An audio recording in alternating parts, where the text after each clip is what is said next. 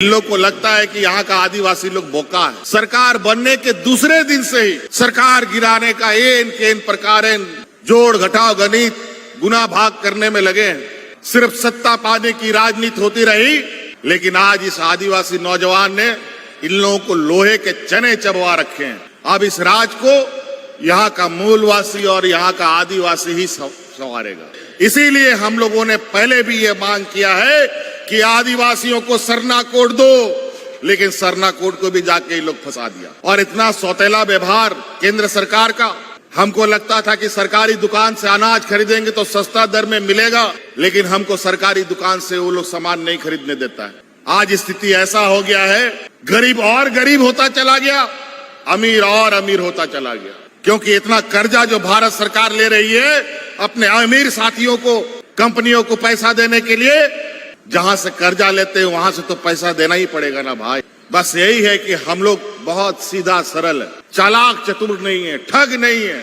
ये लोग तो ऐसे ठग हैं कि आपको बासी भात खिला देगा कब होटल में पता नहीं सड़ा हुआ। और ये लोग बोलता था कि यहाँ हवाई चप्पल वाला लोग को हवाई जहाज में चढ़ाएंगे। हवाई जहाज में तो चढ़ाया नहीं, लेकिन मरने के लिए जरूर छोड़ दिया। ये राज भी लड़के लिया है, अधिकार भी लड़के लेंगे केंद्र सरकार के पास जो हमारा रखा हुआ। सरकार बनने के बाद 20 साल 23 साल के सरकार के राज बनने के बाद कोरोना जैसा चुनौती तो हुआ ही, साथ में उपचुनाव का भी चुनौती हम लोग के बीच में सबसे अधिक रहा। आज भी एक उपचुनाव हो रहा है डुमरी विधानसभा का। हमारे विपक्ष के लोग सरकार बनने के दूसरे दिन से ही सरकार गिराने का एन केन प्रकारेण जोड़ घटाव गणित गुना भाग करने में लगे हैं। कहीं विधायकों की सदस्यता ये चला किसी ले लेते हैं, कभी विधायकों को खरीद फरोख्त करने का प्रयास होता है।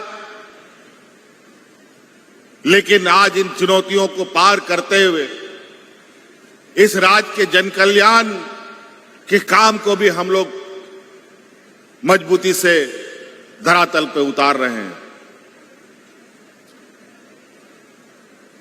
यहां के नौजवानों को,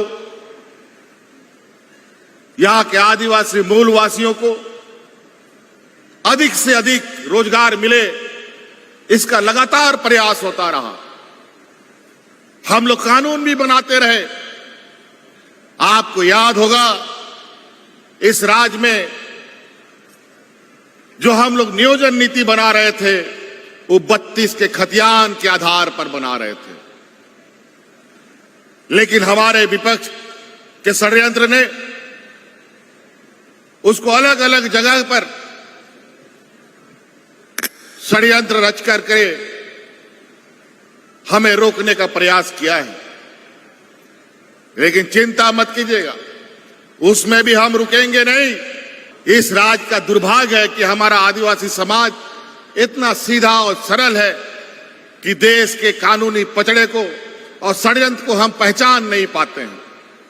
हमारे ही बीच का कोई भाई बंधु, चाचा भतीजा, बिरादरी लोग कुछ ऐसे लोगों के चंगुल में जाके फंस जाता है जहां हमें इधर उधर बिखेरने का काम करता है। अभी हम कुछ दिन के बाद फिर आपके इस चाईबासा में आएंगे और आप देखिएगा वो भी मंजर। मैं उस बात को अभी नहीं कहना चाहूंगा।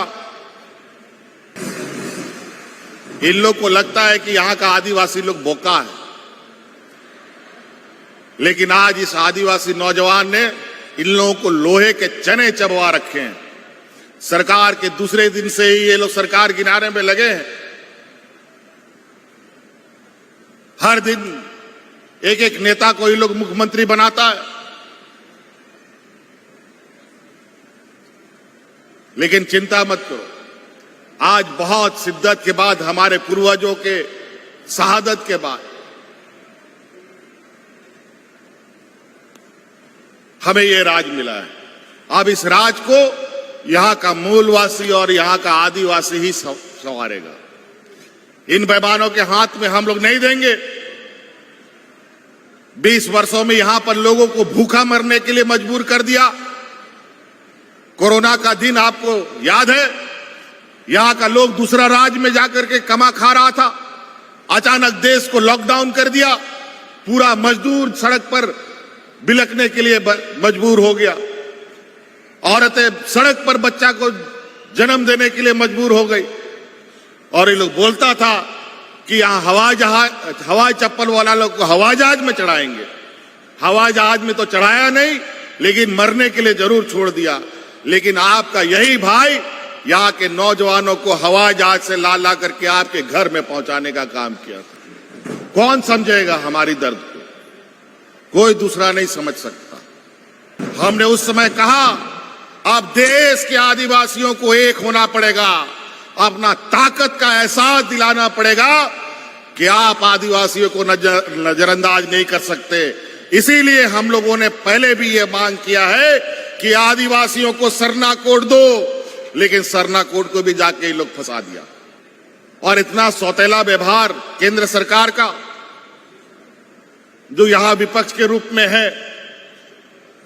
हमको लगता था कि सरकारी दुकान से अनाज खरीदेंगे तो सस्ता दर में मिलेगा और हम गरीबों को देंगे, लेकिन हमको सरकारी दुकान से वो लोग सामान नहीं खरीदने देता है।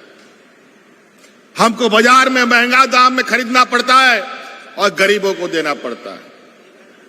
ये अनाज आपको सिर्फ जिंदा रखने के लिए, इस अनाज से आप अपने पैरों पर खड़ा नहीं हो सकते।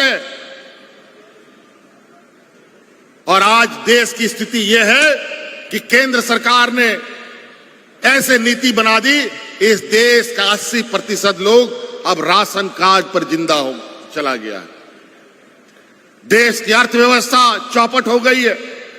लोगों का आय घट रहा है, महंगाई आसमान छू रहा है। आज स्थिति ऐसा हो गया है, गरीब और गरीब होता चला गया, अमीर और अमीर होता चला गया, क्योंकि महंगाई ऐसे ही बढ़ गई।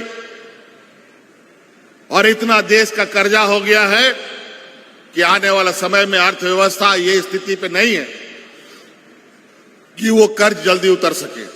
और उस कर्ज को उतारने के लिए आज इतना महंगाई बढ़ रहा है। आप लोगों का जूता, चप्पल, कलम, कागज, साइकिल, मोटरसाइकिल, पेट्रोल, डीजल में इतना टैक्स लग रहा है, क्योंकि इतना कर्जा जो भारत सरकार ले रही है अपने अमीर साथियों को, कंपनियों को पैसा देने के लिए। जहां से कर्जा लेते हैं वहां से तो पैसा देना ही पड़ेगा ना भाई। लेकिन झारखंड सरकार ऐसा नहीं है। आज हमारे विदेश में जो बच्चे पढ़ रहे हैं, लाखों करोड़ों रुपए का जो खर्च आ रहा है, वो कोई शर्तों के साथ नहीं, कोई बंधन के साथ नहीं कि तुमको कल आने वाला समय में पैसा वापस करना है। बस यही है कि हम लोग बहुत सीधा सरल है, चालाक चतुर नहीं है, ठग नहीं है। ये लोग तो ऐसे ठग हैं कि आपको बासी भात खिला देगा कब होटल में पता नहीं सड़ा हुआ। भारत सरकार ने तो हाथ खड़ा कर दिया। हमारा कोयला का भी टैक्स 1,36,000 करोड़ रुपया का बकाया में 36 करोड़ रुपया भी नहीं दिया। लेकिन हम वो जंग भी लड़ेंगे और वो अधिकार भी लेंगे। अधिकार हम लोगों को कभी मिला नहीं है। हम तो आपके लिए, चूंकि आपके बीच से हम उठ के यहां आए हैं, इसीलिए ये योजना हम बनाते हैं और बना पाते हैं और आप तक पहुंचा पाते हैं। नहीं तो हम लोग तो हमेशा लड़ के हर चीज लिया। ये राज भी लड़के लिया है, अधिकार भी लड़के लेंगे केंद्र सरकार के पास जो हमारा रखा हुआ है। आज पिछले सरकार के गलत निर्णयों की वजह से कई नौजवान इतने बुरे हाल में फंसे पड़े हैं। कई लोगों का एग्जाम ले लिया गया, आज तक रिजल्ट नहीं हुआ। सबको उलझा दिया। कभी नियम कानून बना ही नहीं था, जिसको जैसा मन आता था वैसा करता था।